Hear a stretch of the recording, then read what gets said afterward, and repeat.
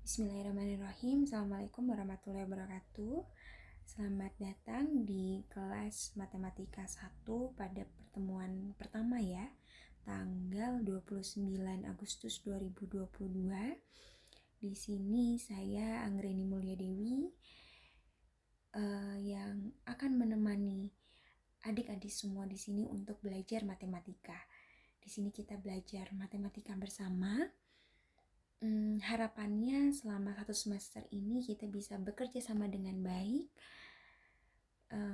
menjalin hubungan yang baik antara mahasiswa dan dosen. Ya intinya kita di sini sama-sama baik-baik lah ya, supaya kedepannya juga baik-baik ya.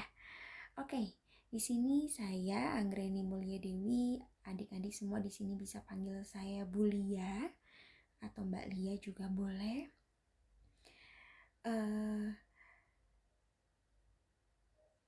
Di sini adik-adik bisa menghubungi saya di email anggrenimulyadiwi@gmail.com atau menghubungi WhatsApp di nomor 087729643828. Nah, saya nggak tahu nih untuk yang otomasi, sebentar saya cek dulu. Ini kelas otomasi kan ya? Ini kelas otomasi, ini ketemu saya di matematika juga apa enggak ya? Fisika juga apa enggak ya? Sebentar.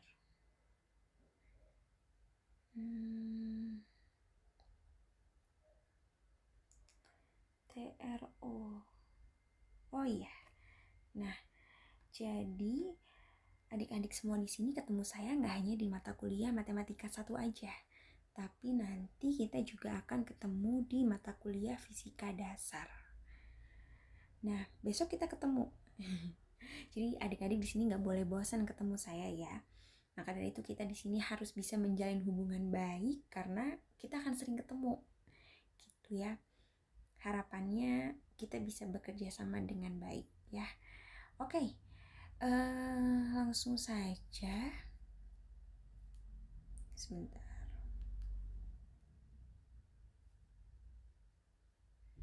Nah, ini sedikit singkat tentang kurikulum vitae saya. Nama Anggreni Mulyadewi.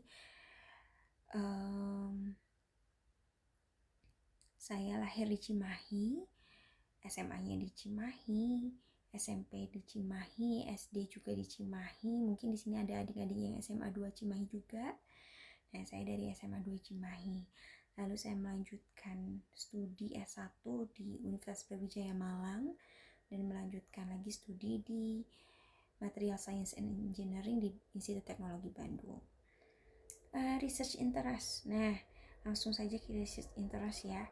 Nah, saya nih banyak banget bekerja di alat energy storage device. Jadi kita tahu ya sekarang tuh semuanya berbasis listrik. Gak hanya peralatan elektronik, semuanya sekarang kita pakai yang basisnya basis listrik. Nah, untuk itu, untuk menunjang kebutuhan tersebut, di sini diperlukan suatu device yang mampu menyimpan energi atau biasa kita seringnya sebutnya baterai. Nah, sekarang penelitian terkait baterai ini lagi gencar-gencarnya nih. Nah, kemarin saya banyak belajar terkait hal tersebut, terkait energy storage device. Gimana sih caranya untuk bisa mengembangkan energy storage device ini? Dia mampu menyimpan energi yang banyak, kapasitasnya lebih besar, efisiensinya lebih tinggi. Nah, itu bagaimana sih caranya? Nah, saya banyak banget belajar tentang hal tersebut. Nah, mungkin apabila adik-adik tertarik akan hal tersebut, nanti kita bisa ngobrol lebih lanjut. Nah, selain itu saya juga banyak banget belajar terkait pemanfaatan biomasa untuk pembuatan karbon, yang dimana karbonnya ini nanti juga akan diaplikasikan lebih lanjut pada penggunaan baterai begitu. Ya singkatnya begitulah, nanti mungkin kita akan bicara lebih lanjut terkait hal tersebut ya. Nah, Oke, ini review singkat tentang saya. Nah, ini yang penting terkait kontrak kuliah. Sebenarnya tadi kita sudah bahas ya terkait kontrak kuliah. Nah, oke. Kontrak kuliah yang pertama di sini adalah saya sangat tidak mentoleransi mahasiswa yang tidak tepat waktu. Di sini kita sama-sama belajar untuk bisa memanage waktu dengan baik, tidak hanya kalian yang mahasiswa, tapi saya juga dosen. Jadi di sini saya dan adik-adik di sini harapannya bisa berkomitmen terhadap waktu yang kita sudah jadwalkan bersama-sama. Jadi untuk itu saya di sini mewajibkan adik-adik untuk hadir tepat waktu sesuai dengan jadwal. Selain itu di sini juga saya berharap adik-adik bukan berharap ya, ini memang wajib untuk berpenampilan rapi selama di kelas. Tidak hanya di kelas saat kuliah luring, tapi juga saat kuliah daring. Jadi saya kira berpenampilan rapi ini merupakan bentuk adik-adik menghargai diri adik-adik sendiri. Jadi saat kuliah, adik-adik bisa berpakaian rapi, itu bentuk adik-adik menghargai diri sendiri pada saat kegiatan tertentu, pada saat suatu momen tertentu. Begitu ya. Jadi saat kuliah daring, jangan malah pakai piyama atau pakai kerudung bergo ya. Jadi anggaplah kalian kuliah seperti layaknya kuliah biasa, jadi berpakaian tetap rapih begitu ya. Lalu di sini saat kuliah luring dan kuliah daring, saya rasa adik-adik di sini tetap patuh, tetap bisa menjaga ketertiban dengan tidak menyalakan handphone saat kuliah berlangsung. Jadi bisa di silent atau di airplane mode gitu ya. Lalu, saat kuliah luring, adik-adik di sini saya perkenankan untuk membawa minum. Boleh minum di kelas, boleh minum, boleh misal mau bawa misal kalian mau bawa janji jiwa gitu boleh. Karena pasti ngantuk ya kita kuliah teori itu ya. Jadi boleh lah misal kalian mau bawa kopi atau bawa minum, tapi tetap disimpan yang rapi, di tempat yang rapi, sampahnya dibuang yang rapi. Tapi di sini nggak boleh bawa makanan ya. Oke, selanjutnya mahasiswa di sini wajib mengaktifkan kamera saat kuliah daring berlangsung. Jadi sebelum video ini saya berikan, nanti tetap akan ada absen di awal perkuliahan. Tatap muka, mengaktifkan kamera, wajib ya. Setelah itu baru videonya diberikan. Lalu di sini setiap pertemuan nanti akan ada tugas dan mahasiswa wajib mengumpulkan tugas yang diberikan dengan tepat waktu. Oke, saya rasa kontrak kuliahnya sudah cukup jelas ya, tidak perlu berlama-lama di sini. Nah, oke, di sini kita akan belajar tentang matematika ya. Di mata kuliah matematika 1 ini harapannya sebenarnya ini materinya secara garis besar adalah merangkum materi-materi yang sudah adik-adik pelajari waktu SMA kemarin. Jadi kalian pasti akan cukup sangat familiar dengan bilangan real, dengan dengan aljabar, dengan matriks, dengan integral, dengan limit, dengan diferensial. Itu nanti akan kita bahas. Dan memang semuanya terangkum pada suatu materi yang dinamakan dengan kalkulus. Harapannya nanti adik-adik akan bisa menyelesaikan soal seperti ini. Jadi adik-adik mampu mengaplikasikan matematika, persoalan matematika pada suatu masalah tertentu. Nah, ini 3 soal ini nggak perlu dikerjakan, jadi ini hanya gambaran aja bahwa nanti harapannya adik-adik bisa mampu menyelesaikan soal seperti ini, begitu. Seperti misal ini, tentukan panjang tangga terpendek yang menghubungkan lantai ke dinding. Nah, nanti adik-adik langsung bisa paham, wah kira-kira nomor 1 ini hubungannya terkait materi apa ya? Nah, misal nomor 2 lagi nih, bila keping berbentuk seperti di bawah ini akan digantung dengan menggunakan tali. Di titik X manakah keping digantung supaya tetap terjaga seimbang? Nah, ini nanti juga adik-adik pokoknya akan bisa menyelesaikan soal-soal matematis seperti ini. Oke. Nah sekarang what we learn today. Apa yang akan kita pelajari hari ini? Yang akan kita pelajari hari ini adalah tentang sistem bilangan real. Nah, harapannya adik-adik di sini mampu memahami pengertian sistem bilangan real, bentuk desimal bilangan real, lalu bagaimana koordinat real, persamaan dan ketidaksamaan bilangan real. Nah, sebenarnya yang akan kita bahas ada 3. Yang pertama itu tentang sistem bilangan real. Sebentar ya, ini saya gini.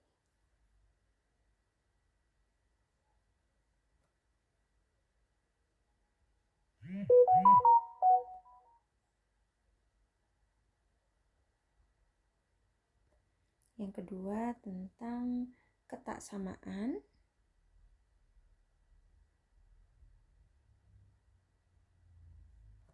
Dan yang ketiga adalah tentang harga mutlak.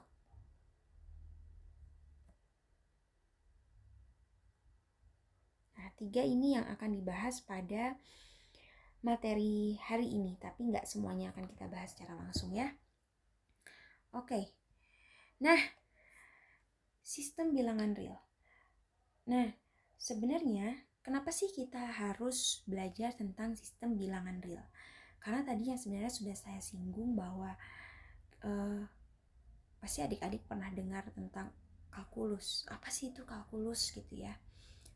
Belajar apa sih tentang kalkulus gitu? Kenapa sih kok namanya kalkulus gitu?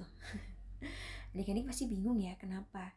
Nah, nanti akan kita pelajari lebih lanjut sebenarnya di semester 2. Nah, kalkulus akan banyak berkaitan erat dengan bilangan real.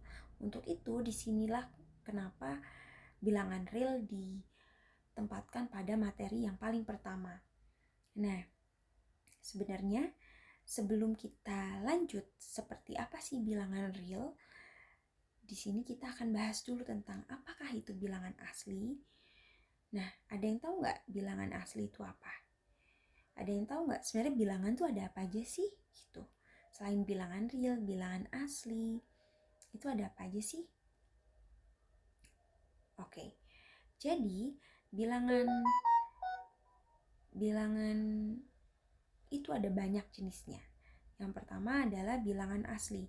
Bilangan asli ini adalah bilangan yang dimulai dari angka 1. Ya, jadi mulai dari angka 1 sampai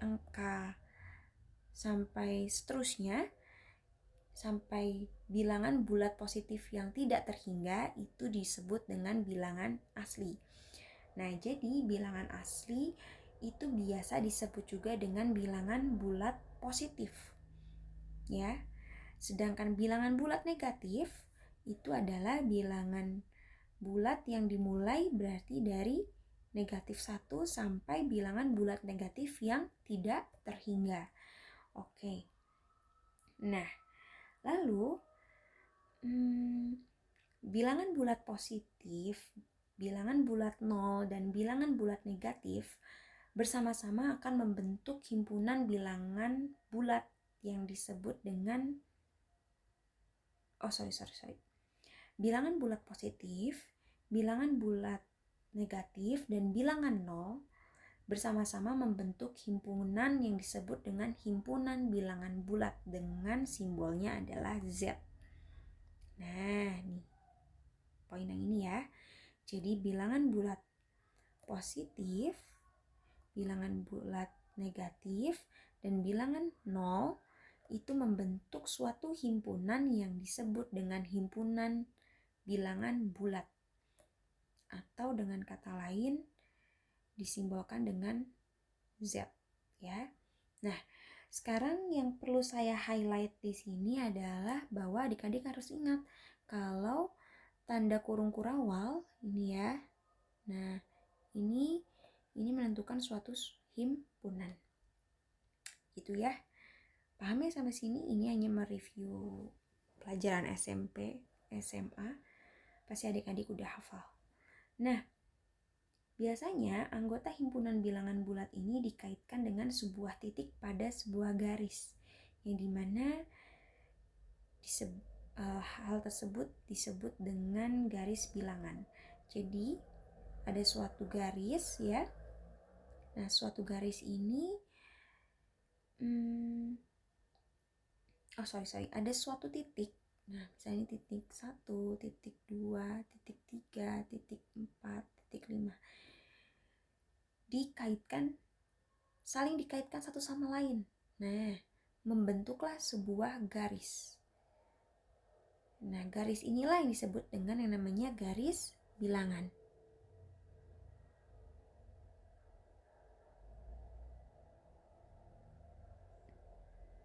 Oke. Garis bilangan ini merupakan representasi dari bilangan real. Oke. Sebelum lanjut ke bilangan real, nah, selain bilangan asli, bilangan negatif, bilangan bulat negatif, bilangan bulat positif, ada juga yang namanya bilangan cacah ya. Nah, di sini bilangan cacah, kalau tadi bilangan asli mulainya dari 1, kalau bilangan cacah mulainya dari 0. Jadi 0, 1, 2, 3, 4, 5, 6, 7, 8, dan seterusnya itu merupakan bilangan cacah. Jadi bilangan asli mulainya dari 1, bilangan 0 mulainya dari bilangan cacah mulainya dari 0. Nah, itu perlu diperhatikan perbedaannya ya. Nah, selain bilangan asli, bilangan cacah, bilangan bulat negatif, bilangan bulat positif, nah ada juga yang disebut dengan bilangan rasional dan bilangan irasional. Sebenarnya apa sih bilangan bulat rasional dan bilangan bulat irasional dan apa perbedaannya? Di sini kita bisa lihat bahwa bilangan rasional adalah bilangan yang terbentuk sebagai M per N, di mana M dan N adalah bilangan bulat dan N tidak sama dengan 0. Nah, intinya adalah M per M. Ini kan adalah pembagian ya. Misalnya, misalnya 1/2. Nah, 1/2 ini kalau kita jadikan bentuk desimal, itu berapa? 0,5 ya. Jadi kan 1 dibagi 2, 0,5. Nah, bilangan rasional itu bisa juga disebut dengan bilangan desimal.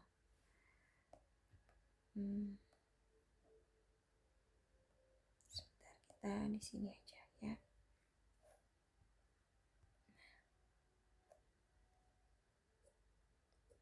Nah, bilangan rasional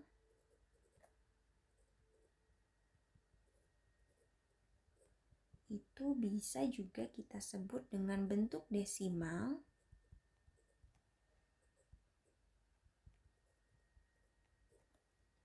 yang berhenti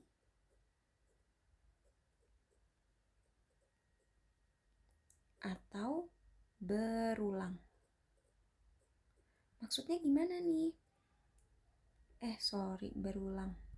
Nah, berulang. Jadi, tadi kita bilang bahwa bilangan rasional adalah bilangan yang berbentuk sebagai M per N. Ya, misalnya contohnya adalah di sini 1/2. Jadi M-nya 1, N-nya 2. Kalau kita buat berubah bentuknya jadi bentuk desimal berarti 0,5. Nah, ini kalau kita lihat ini sebenarnya nggak hanya 0,5 aja, tapi 0,50000. Nah, kalau seperti ini kan jadinya kita bisa anggap nolnya kita hapus ya. Jadinya hanya kita tulis 0,5. Nah, inilah yang disebut dengan bentuk desimal yang berhenti. Ya. Jadi 1/2 masuk ke dalam bilangan rasional. Nah, lalu bagaimana nih bentuk desimal yang berulang? Misal, contohnya di sini ada 2/3. Ya, 2/3 itu kalau kita ubah bentuknya jadi bentuk desimal, itu bentuknya akan seperti ini, 0,6666666666. Nah, bentuknya akan membentuk suatu pola yang berulang, ya. Lihat polanya yang berulang, lihat ini. Nah, lihat kan?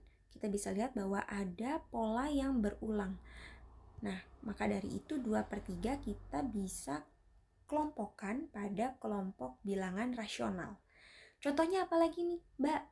Misalnya 13/11. Kalau kita ubah bentuknya jadi bentuk desimal, nah, itu kita bisa lihat jadi 1,18181818 dan seterusnya. Nah, karena kita melihat bahwa ada pola yang berulang pada bentuk desimal tersebut, ya, nih, maka kita bisa klasifikasikan 13/11 sebagai bentuk bilangan rasional. Begitu, jadi intinya bilangan rasional adalah bentuk desimal yang berhenti atau berulang. Bagaimana dengan bilangan, kalau tadi ada bilangan rasional berarti ada yang irasional.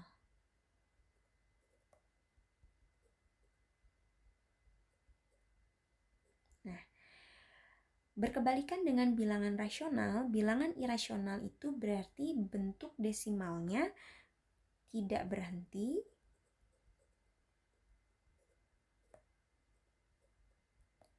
atau tidak berulang.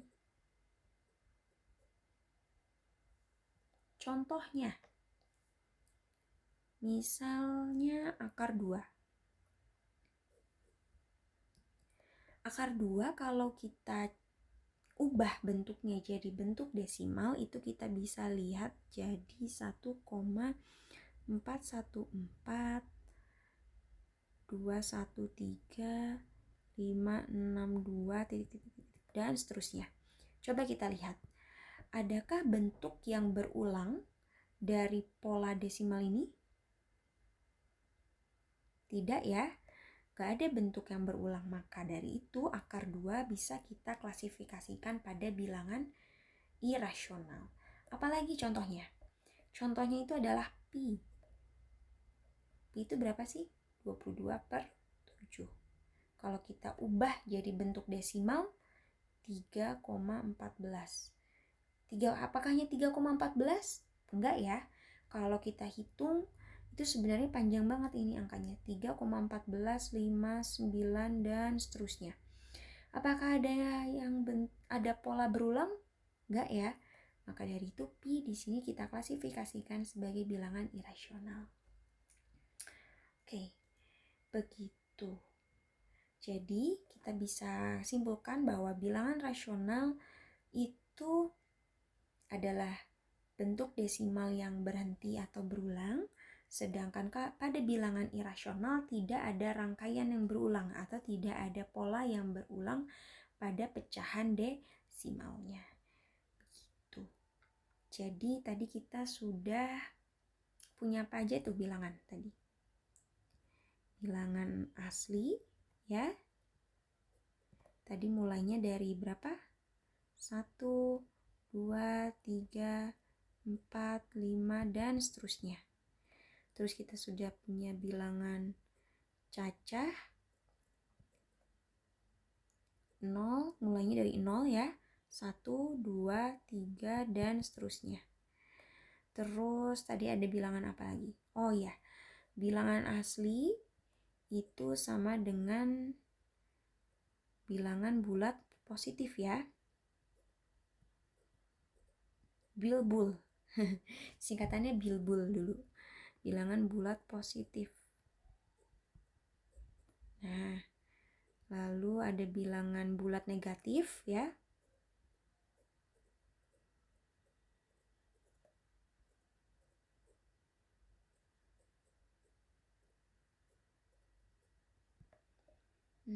Apa lagi? bilangan rasional,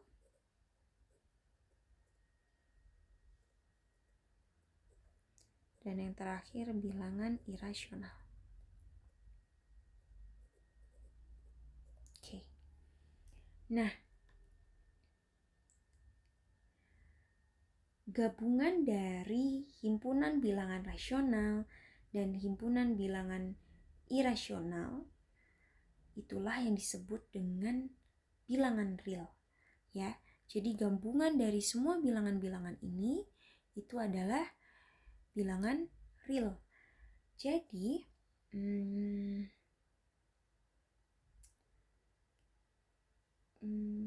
sebentar.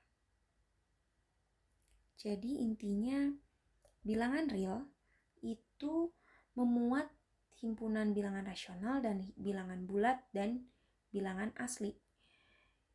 Jadi gabungan dari bilangan asli, bilangan bulat, dan bilangan rasional serta irasional itulah yang disebut dengan bilangan real. Jadi mungkin bisa notasi kalimat matematikanya seperti ini. N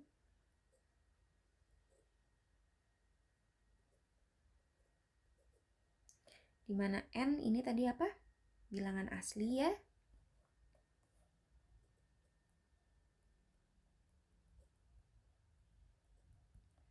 Z itu bilangan bulat. Q itu bilangan rasional.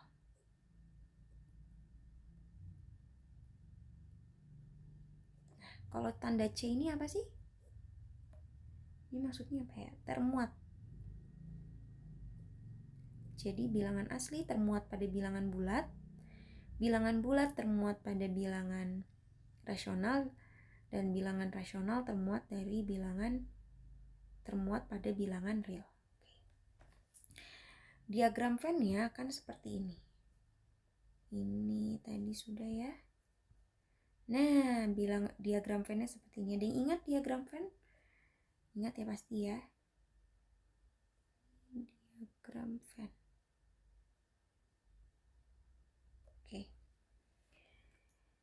Oke, sampai sini paham, ya?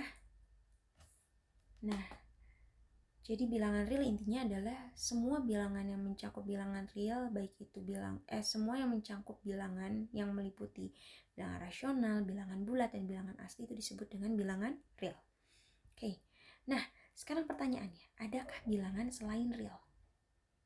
Ada nggak kira-kira bilangan selain real? Jawabannya ada, ya, yaitu bilangan imajiner, yang dimana sebenarnya bilangan imajiner pasti adik-adik udah pernah dengar deh.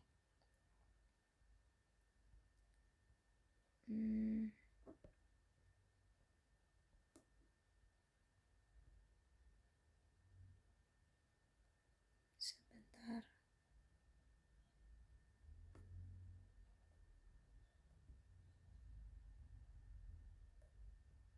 Nah, oke. Adakah bilangan selain bilangan real? Jawabannya ada, ya, yaitu adalah bilangan imajiner. Atau biasanya simbolnya adalah I. Nah, bilangan imajiner ini diperoleh dari sebuah persamaan kuadrat, yaitu X kuadrat tambah 1 sama dengan 0. Kita pindah ruas dari sini ke sini, jadinya X kuadrat sama dengan minus 1. Supaya jadi X, kita dapat nilai X-nya aja gimana? Di akar, ya. Nah, gini. X kuadrat sama dengan negatif 1, maka X-nya adalah akar negatif 1. Nah, sebenarnya bilangan-bilangan imajiner ini nanti akan kalian pelajari banyak sekali pada saat belajar terkait otomasi, mekatronika. Itu nanti kalian akan belajar banyak terkait sifat arus dengan bilangan imajiner ini. Makanya kalian harus paham betul terkait hal ini, ya. Mungkin garis besarnya seperti ini aja. Tapi apakah bilangan imajiner masuk ke dalam bilangan real? Jawabannya tidak, ya. Oke. Sekarang kita lanjut lagi. Nah, operasi hitung bilangan. Sistem bilangan real dengan operasi penjumlahan dan perkalian memenuhi ada 3 sifat. Yang pertama ada sifat aljabar, sifat urutan, dan sifat kelengkapan. Sebenarnya yang akan dibahas lebih dalam pada materi ini adalah sifat aljabar dan sifat urutan. Sedangkan sifat kelengkapan ini tidak akan begitu kita bahas lebih detail ya. Nah,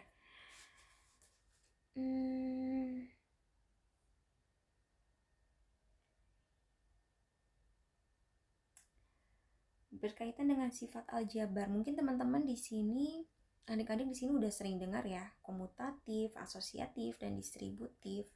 Nanti akan kita pelajari lebih lanjut. Nah, mungkin yang agak kurang familiar ini sifat urutan. Ada hukum trikotomi, ada sifat transitif yang sebenarnya ini melibatkan lambang lebih besar, lebih kecil, dan sama dengan. Jadi sifat urutan ini berkaitan terhadap urutan suatu bilangan, baik itu lebih besar atau lebih kecil. Misal saya di sini punya bilangan A sama bilangan B.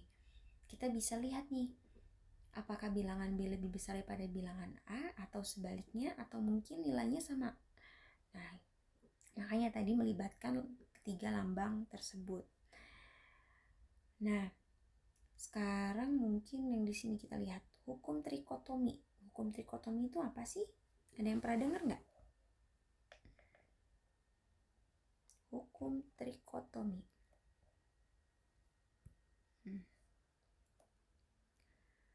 Trikotomi.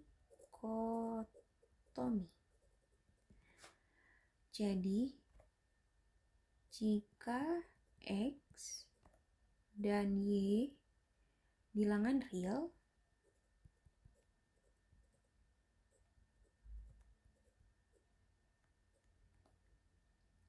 maka pasti akan berlaku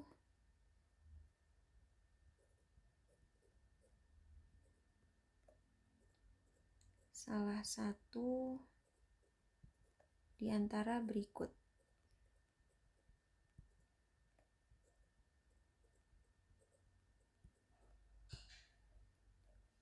Apakah X lebih kecil dari Y,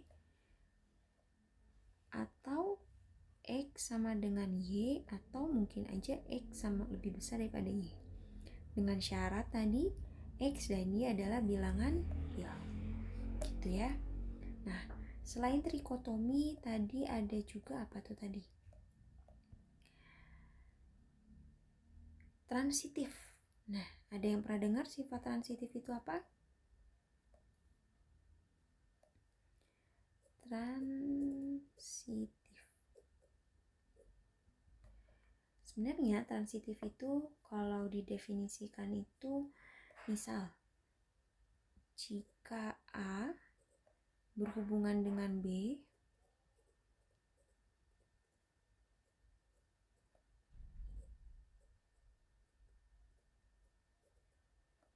dan B berhubungan dengan C,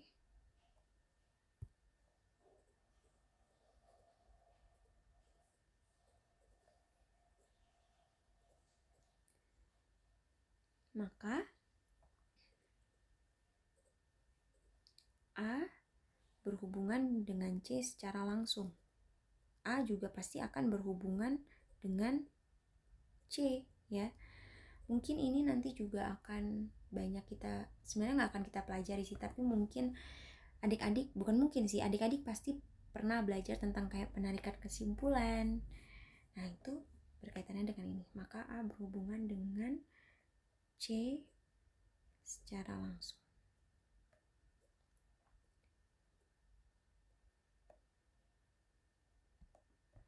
Contoh, misalnya jika X kurang dari Y dan Y kurang dari Z. Oke. Maka X di sini kurang dari Z ya. Nah, apakah hukum-hukum seperti ini, misalnya transitif deh, sifat transitif ini kira-kira mungkin nggak ya diaplikasikan dalam kehidupan sehari-hari? Mungkin aja ya. Nah, Kayak misal nih, aku berteman sama si B gitu. Ternyata si B berhubungan sama si C. Secara nggak langsung kita berhubungan kan sama si C. Nah, sebenarnya apa ya? Ternyata dunia sempit juga ya gitu. Ya kayak gitu-gitu ya. Ternyata ada gitu. Sifat-sifat ini bisa berlaku pada kehidupan sehari-hari, tapi nggak semuanya berlaku dalam kehidupan sehari-hari. Begitu ya. Oke. Selanjutnya, nah ini operasi hitung bilangan. Nah, bilangan real ya. Nah, jadi tadi ada komutatif, asosiatif, distributif. Misalnya A ditambah B, maka bisa aja B ditambah A ya. Nah, sekarang asosiatif penjumlahan, misal A tambah B tambah C, maka kita bisa aja kalau A tambah B dulu dijumlahin, baru dijumlahin sama C. Begitu juga sama yang lainnya, ini harusnya udah di luar kepala ya. Tapi ingat ya, kalau misalnya ada yang dalam kurung, nah itu jangan lupa tuh kali, pokoknya ini nih, bagi tambah kurang. Pasti kalian pernah dengar kan istilah ini? Bataku. Jadi pokoknya yang pada suatu operasi hitungan suatu bilangan, kalau ada perkalian, berarti perkalian dulu yang dikerjakan, baru pembagian, baru penjumlahan, baru pengurangan ya. Oke, nah ini ada soal. Mungkin kita bahas dulu nomor 1 ya. 3 kali 7 tambah 6. Nah, kita bisa kerjain di sini ya.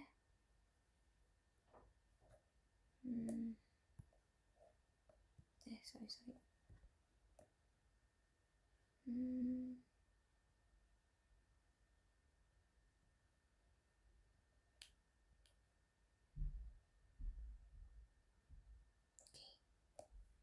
Contoh soal. Oke, nomor 1. 3 kali 7 tambah 6. 4. Yang diomongin 6, yang ditulis 4. Nah, oke, tadi kita lihat kalau tadi kita udah sepakat kalau harus kali dulu, bagi dulu, baru tambah dulu, baru kurang. Nah, tapi kalau ada kurung kayak gini, berarti yang dijumlahkan harus yang dikerjakan harus yang kurungnya dulu ya. Oke, kita kerjakan, berarti 7 tambah 6 berapa? 13 ya. 3 dikali 13 sama dengan berapa? 939. Oke, sampai sini bisa ya. Nomor 2. Nah, min 3 dikali 15 tambah negatif 52. Nah, berarti yang dikerjakan yang mana dulu nih? Yang dalam kurung dulu ya. Oke, berarti kita kerjakan dulu. 15 ditambah negatif 52 ya. Berarti gimana tuh? 52 dikurangi 15 ya. 52 dikurangi 15. 37, tapi karena yang lebih besar ada yang 52 ini nilainya negatif, maka jadi negatif 37. Negatif 3 kali negatif 37. Nah, 37 kali 3 berapa? 37 kali 3 111. Nah, kita lihat ini negatif ketemu negatif, jadinya gimana? Hasilnya positif ya. Sini bisa ya. Oke, selanjutnya nomor 3. 6 bagi 3 pangkat 2 kali 2 pangkat 2. Ini gampang banget ya. 6 bagi 3 berapa? 2. 2 pangkat 2 kali 2 pangkat 2. 2 pangkat 2 itu gimana sih? Berarti 2 dikali 2 ya. Nah, dengan 4. Jadi ini 4 dikali 4 sama dengan 16. Oke. Skip, gampang ya. Sekarang nomor 4. Negatif 2 kuadrat ditambah negatif 3 pangkat 3 minus 5 kuadrat min 2 pangkat 3 ditambah negatif 1 pangkat 3. Nah, sekarang kita lihat. Kita kerjain ini dulu ya. Negatif 2 pangkat 2. Negatif 2 pangkat 2 berarti dikali negatif 2 lagi. 4, tapi lihat ini negatif ketemu negatif, jadi positif. Sekarang negatif 3 kali negatif 3 kali negatif 3. Ini negatif kali negatif positif ya, berarti ini 9. 9 kali negatif 3, jadinya berapa? 27. Tapi apakah 27? Tidak, ada negatifnya karena ini positif dikali negatif. Nah, dikurang. Oke, sekarang 5 kuadrat. 5 dikali 5 sama dengan 25.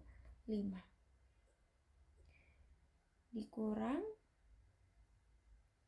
ini kurang ya, dikurangi 2 pangkat 3 berapa? 8 ditambah negatif 1 pangkat 3 negatif 1. Nah, kita jumlahin berapa tuh? 4 dikurangi 27 dikurangi 25 dikurangi 8 dikurangi 1, negatif 57. Bisa ya sampai sini ya. Nah, yang terakhir kita nomor 5. Jika A sama dengan negatif 3, B sama dengan 2, C sama dengan negatif 3. Negatif 2, sorry. Maka nilai A dikali B dikurangi C ditambah A dikali A dikurangi C sama dengan, oke, A-nya berapa? Negatif 3. Dikali B nya berapa? 2 dikurangi negatif 2 ditambah negatif 3 dikali